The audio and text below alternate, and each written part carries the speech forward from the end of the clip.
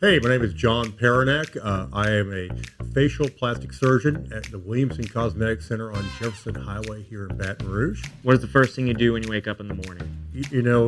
When it comes to surgery days, it really has to have some kind of a planned sequence that I do every day. It's just like Drew Brees. Just like Drew Brees.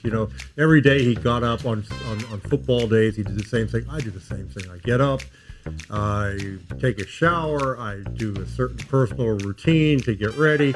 I always have a protein shake. I have a sugar-free Red Bull. I get in my truck. I drive on over to the office, and everything proceeds in a certain orderly fashion every time, pretty much. Coffee or tea?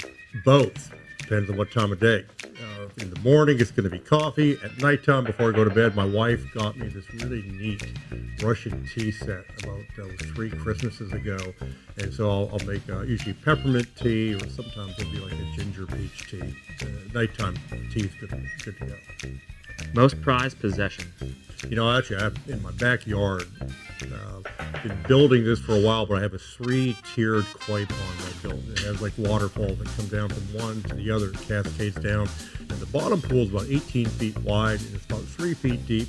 I've got about 10 or 12 koi that are in there, and it's just kind of fun to work around in.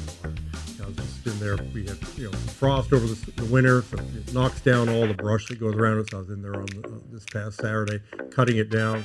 It's just a really fun thing to have. And, just let it grow and become its own little organism, so to speak. Shrimp or crawfish? Shrimp.